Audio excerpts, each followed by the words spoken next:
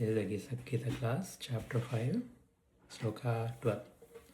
We'll do the Mangalacharana prayers. Om Jnanatimirandasya Jnananjalasalakaya Chakshurunmilitam Yena Tasmai Shri Gurave Namaha Shri Chaitanya Manobishtam Sthapitam Yena Bhutale Swayam Rupa Gadamahyam Dadati Swapadantikam Vandeham Shri Guru Shri Yuta Padagamalam Shri Gurum Vaishnavamsya Shri Rupam Sakriyatam Sahagana Raghunatham Vitam Tam Sajivam साद्वैतं सावभूतं परिजनसहितं कृष्णचैतन्यदेवं श्रीराधाकृष्णपादां सहगणललिता श्रीविशाखान्वितांश्च हे कृष्णा करुणासिन्धो दीनबन्धो जगत्पते गोपेश गोपिकान्ता राधाकान्ता नमोस्तुते तप्तकाञ्चन गौराङ्गी राधे वृन्दावनेश्वरी वृषभानुस्तुते देवी प्रणमामि हरिप्रिये वाञ्छाकल्पतरुभ्यश्च कृपासिन्धुभ्यश्च पतीनां पावनेभ्यो वैष्णवेभ्यो नमो नमः जय श्रीकृष्ण चैतन्य प्रभु नित्यानंद श्री अद्वैत गदाधर शिवसादि गौरभक्तवृन्द हरे Krishna Hare Ram, Hare Ram, Ram Ram, Hare Krishna Bhagavan ki jai, Prabhupada ki jai. Okay, number 12th. Okay, Yukta karma palam chaktva shantimapnoti naishtakim ayukta kamakarena phale sakto nivajjate.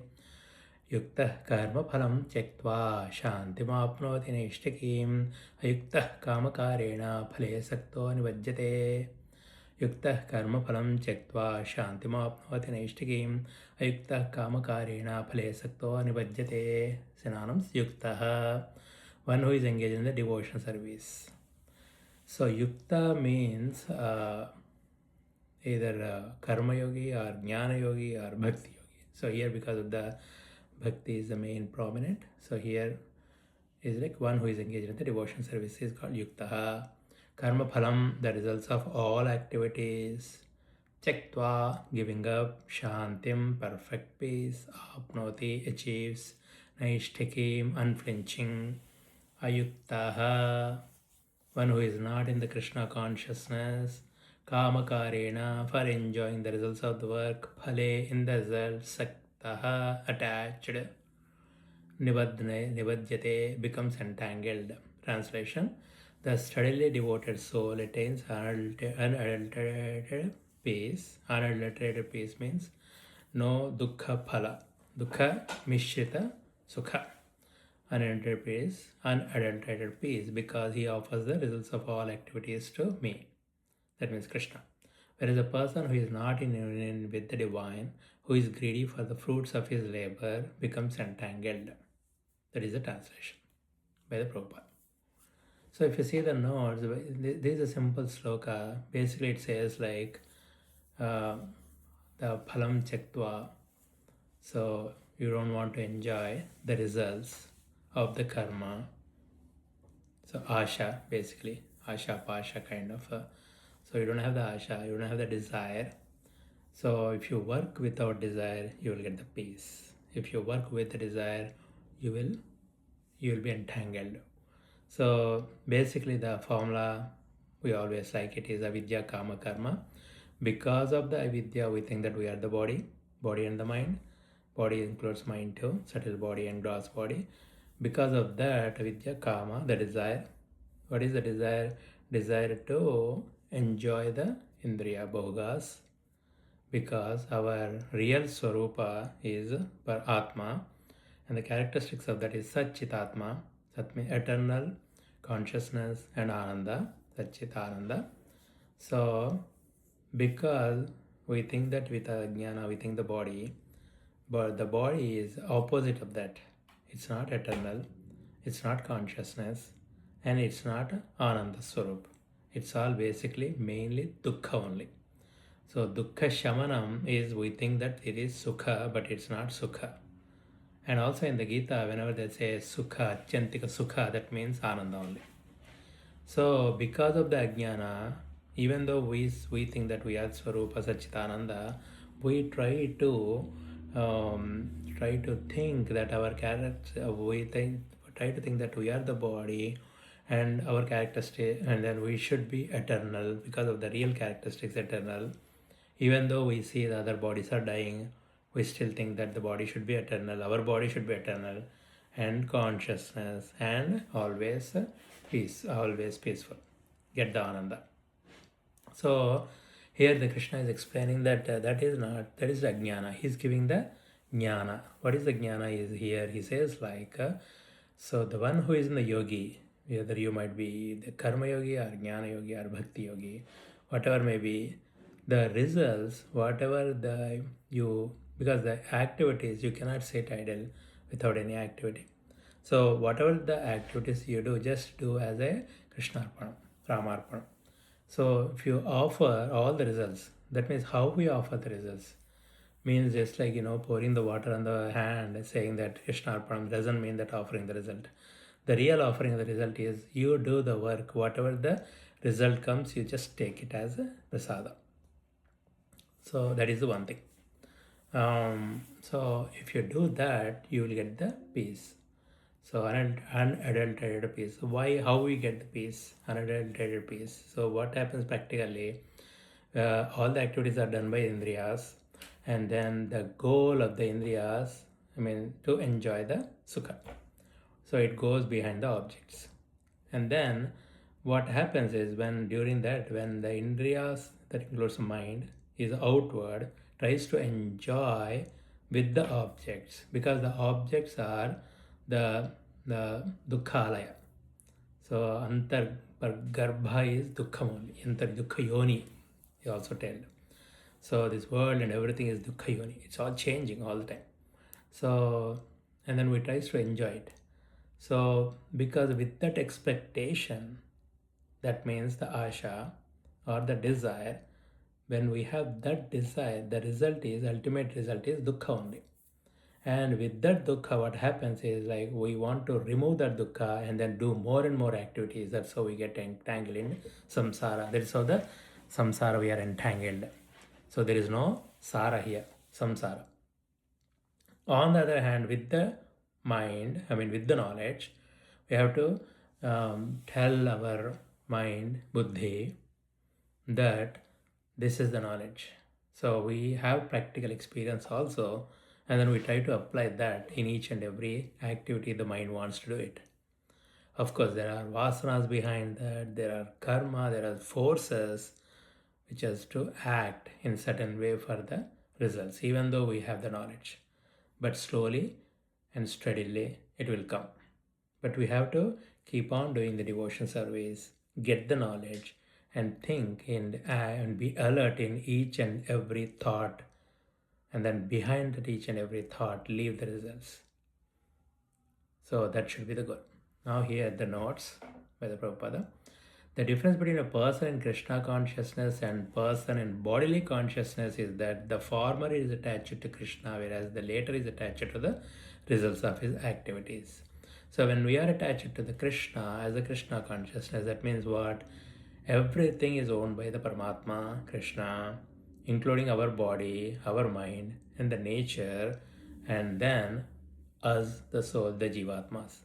When everything owned by the Krishna, and then it is his Leela is happening, and then we are acting on behalf of our Prarabdha Karma, and even though we may have a little bit of free will, even though the desires that's why the desires happening in a day-to-day life, they are increased, and then they will get more and more strong, and then that's how you get entangled into the karma theory.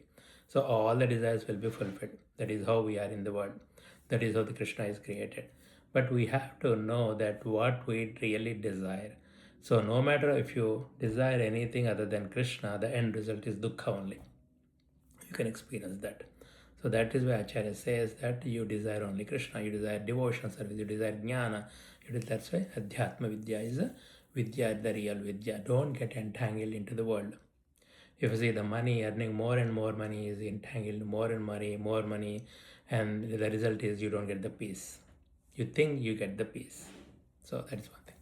The second point is the person who is attached to Krishna and works for him only is certainly a liberated person, and he has no anxiety about the result of his work. Because why? When we really surrender to Krishna, we think that we are, like for example, we are working for a company and the company goes into the losses. In reality, in theory, or whatever gain, we don't get attached to that.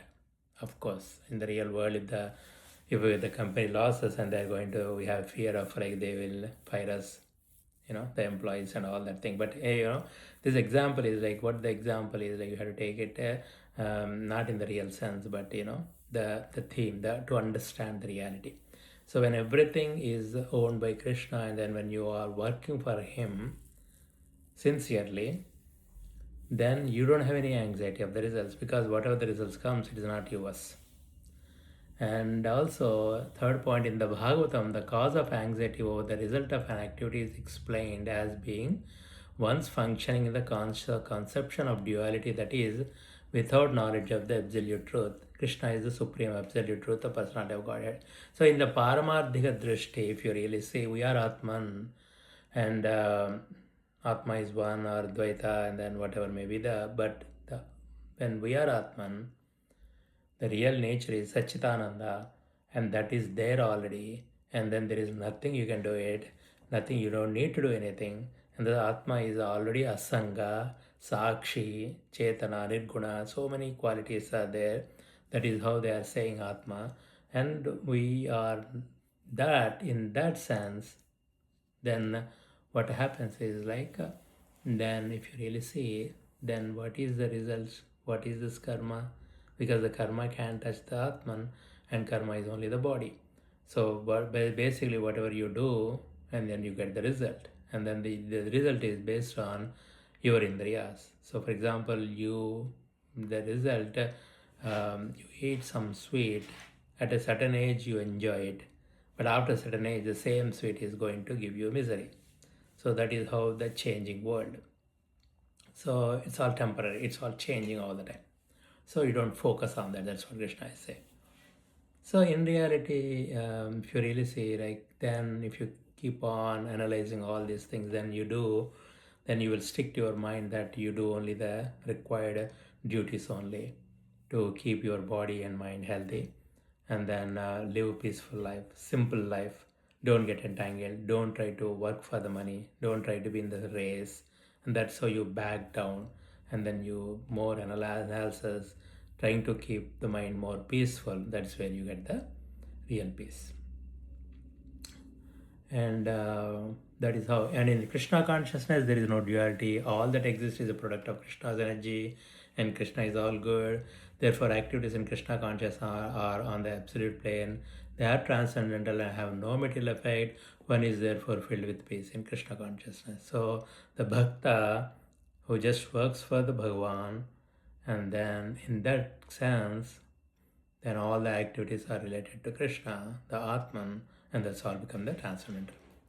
But one who is entangled in profit calculation for sense gratification cannot have that peace. This is the secret of Krishna consciousness, realization that there is no existence besides Krishna is the platform of peace and fearlessness. So basically bhakti, if you are really totally bhakti oriented, surrendered to the Krishna, that is how this sloka says. Even if you see the Gita Makarandam says that yuktaha nishkama karma yogi. So karma yogi means he won't expect any results. Then the result is again Parama Shanti.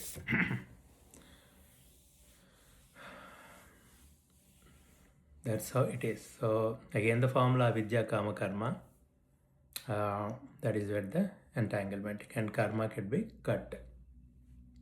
The nature and everything will go on, and then once you are sakshi, then you will enjoy the world too. Yogartava bhogartava sangaratava sangavihinaha yasya brahmani ramate chittam nandati nandati nandatyeva. Yasya brahmani ramate chittam nandati nandati nandati. When the mind is enjoying, the mind buddhi or chittam is enjoying with the brahmani, Brahma, Parabrahma, Krishna, then yogaratava bhogaratava, and even if you are in the yoga or if you are in the bhoga, you always nandati nandati nandatyeva. You always have that param shanti. You will be in the peaceful state. That is very high level though. But in reality, if you really analyze it, the Bhagavatam also says, Yayati King Yayati also explains that he got 2 lives in the same life, and his bhogas are so high, But again, he says like with the Indriya Bhogas, you are not going to get any peaceful life, peace. All is and is dukkha only. So what else we can add to the points? So that is one thing. Then another sloka from the Vivek Chudamani is like Vedantartha vicharena jayate jnanamuttamam tenatyantika samsara dukkhanasho bhavatyanu. Vedantartha vicharena, Veda Anta is Upanishads and Gitas. Then Vedanta Ardha vicharena. So take one sloka and analyze it. Vedanta jayate jnanamuttam, that's where you get the knowledge. Then tenatyantika dukkhanasho bhavatyanu. That knowledge, like Jnanagni Karmani Tamahu Panditam Buddha. Jnanagni Sarva Karmani Tamahu Panditam Buddha. So with the Jnana, the karmas will be cut. How? For example, you have the knowledge and you are happy with whatever money you are earning it. Then what happens when you are fully satisfied and take everything as a prasada, then you won't be in the race of building your empire, race of earning more and more money. So if you are in that race, materialist with the material persons competing, what you will be doing is you will be earning more and more money. You will try to get more and more money, high jobs, change the jobs, multiple jobs, do it. And also what happens is like then you will be working hard, more and more hard, because money is not free. And after that, what happens when you get the more and more money, you try to invest it, and then you try to avoid taxes and all that thing. Then again, Vitya Nrupala Bhayam. So that sloka is also there. Like Roge, Bhoge Rogavayam, Vritte Nrupala Bhayam, Kule Chuti Bhayam, Vairagya Bhayam. So this is how the entanglement comes. Then after that, for example, you say that you get more and more money, then you invest into the several things. Let's say you're all getting more and more and more money. Then what happens is like then you try to give it to the kids, and then the kids either maybe they will misuse it or maybe they will keep it, and their kids will misuse it, because like a Chinese proverb says, after 3 generations the wealth is vanished. The reason is, first generation people will work very hard to earn money, get the money. Then the second generation will see that person's earning, so that they won't misuse it, they will just maintain it. And the third generation, they don't even see that, they see the money, and then that's how they get entangled. They want to enjoy the money, spend the money, and then they will be lost. It will be lost. So that is how the cycle of this thing is. So with that, what happens is like the mind is always agitated, and you don't think of your true nature, even though you listen pravachanams and all that thing, but you won't apply practically. Maybe even you don't get interest also, you don't get time also in this. Then eventually what happens is like you'll be detached from this spiritual knowledge and attached to the more and more materialistic. Then after that you get more and more sangha of the materialistic persons, and to remove the pressure, what they will do is like they will have the parties, and in the parties like the four regulative principles like meat eating, drinking, gambling, and then intoxication, boyfriend, girlfriend. So all these things will slowly, because why it happens is to remove the pressure. That's how they start slowly drinking it, and then once they start one thing, then again eating the tasty food or whatever, then again they get the rogas, then again they have like illicit relations, thinking that that particular thing is a little bit of gives you pleasure, and then that's a good use of the money, and all that thing will come. And then we see so many examples in the world. So we have to be very smart in thinking and acting, and each and every karma we do, that is where the bottom line is. So here this says like yukta karma param jaktva. So the point, the secret Bhagwan is telling you, okay, you don't have the choice, and then you have to work. So the how you work is you work just for work, and then leave the results whatever it happens. I know it is really tough. First convince your mind, convince totally, and then keep on thinking about Bhagavan all the time. Then keep on bringing the topics. And in the family life, what happens, you need to keep on bringing it, And in the family life, when anybody says something that the result, whatever you did, the results did not come, even though you did not expect it, but they might force you to desire the results, or they might force on your mind there is an impact, and then you will be impacted. So in order to do that, you have to be very strong on the knowledge. Even though some person says like, why you are not caring about the results, you should be caring more, all these things, but still ignore those. Keep on reminding these Shastra Vakyas. So that is what Shastrasya Guru Vakyasya Satyabhujavadharanam Sa Shraddha Kadita Sadbhir Yaya Vastupalabhyate. The Shraddha means Shastrasya Guru Vakyasya. Shastra is right, Guru is right. That's why it got unflinching faith in that. That is called Shraddha. So Krishna is right. And whatever the acharyas are saying right, the acharyas in the Jnana Marga line or the Bhakti Marga line or Karma Marga line, any acharya, they will tell the truth because they will tell the Shastras. So with that knowledge, you try to improve it. So mainly purification of the mind is very important. That is where this Karma Yoga will help us. And then Karma Sannyas Yoga basically. So that's, and you think very practically. Even if you have everything, whatever you have, at the end of the day life, you have to leave the world. For example, at the end of the day and night, no matter how much you enjoy it, no matter how much you earn on that day, how much you do it, you want to sleep. Then the moment you goes to sleep, this Jagrat Avastha, then you go to the next called Swapna Avastha.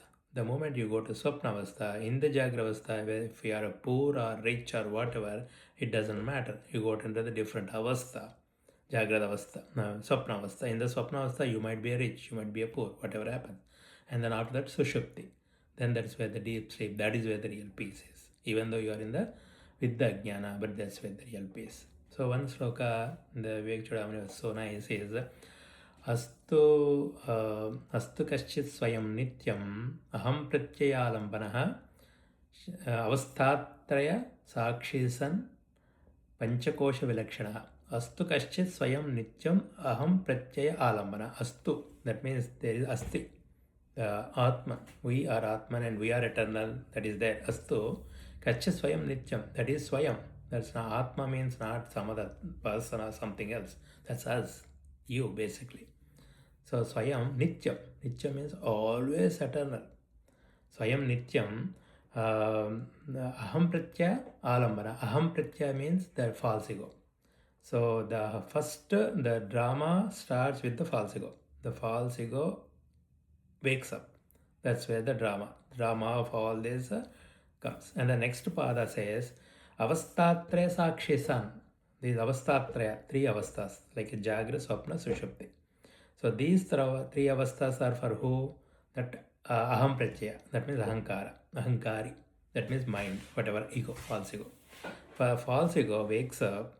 False ego is the one sleeps in the deep sleep and wakes up in the dream state, and also wakes up with all the indriyas, with the full force on the wakeful state, dream state. Avastaksha Sakshi San. So the Sakshi of these three avasthas. So three avasthas, for example, if you say deep sleep, that Ahankara is also slept. Nothing is, no one there. But in the Bij, Karna Sharira, it will be there. So that we are knowing it. And I am there, the Atman, Sakshi. Because after waking full state, we are saying that, oh, I got a nice sleep, deep sleep. That's what it is. And in the dream state, we know it because we can easily say, oh, I have a dream, I do this, I did this. So whatever the mind is having the dream, we know it. And in the Jagrat anyway, we are knowing all these things, consciousness. So this consciousness is always Sakshi. That means it is there in all three avasthas. That's called Sakshi. Sakshisan. And then Panchakosha Vilakshana, it is different from the Panchakoshas. What is Panchakoshas? Annamaya, food body. Pranamaya, the pranas, air. And then Manomaya, the mind. And then Vijnanamaya is the intellect. And then Anandamaya is the one with the Anandamaya. Anandamaya Kosha, that is also Kosha. Because why? We get Ananda when we enjoy the Indriyas, the whatever we get the peace or ananda, that is also another kind of kosha. That's also upadhi. That's also not real fully, because our real swarupa is this. How this happens is, recently I learned that dukkha, the mind agitates, whatever the results we didn't get it, the mind will cry, and then we cry, and then all the indriyas, we know the body is, dukkha and all this. When sukha happens, for example, the body is healthy, you eat something, and then which is so nice, then you will say like, so good. So in that particular moment, what happens is, in that particular second, so what happens is, like, indriyas enjoy it, and then everything is jada only. Then the sukha will come to the intellect, and then the moment the intellect is satisfied with no desire, the intellect will turn inward and then dissolve. And then what happens is, like, our true nature Atman is the consciousness is that is with the prakasha. It lightens, basically it's always lighting only. Then everything is fall down, then it will be on its own. That's where the real ananda is. That second of that reflection of ananda we get, that is called sukh. Basically, where is the sukh? It's us only, in the inside only. It's not outside. But because of the desire, I want something, want that thing, the mind and all the indriyas are going out, and then when they get the result, whatever they got the result at that particular moment, everything will fall down like in the deep sleep, and then that's where you get the sukha. So the real ananda is our swarupa only, and outside there is no ananda. Outside objects, panchabhutas don't give you happiness. Outside objects don't give you happiness. These indriyas, body, mind, intellect, nothing will give you happiness, because our swarupa is Satchitananda, eternal. And then we are always aloof from these upadhis, bodies, subtle body and the gross body. So this is what it is. That is the Atma Tattva. So analyzing all these things, slowly we will get there.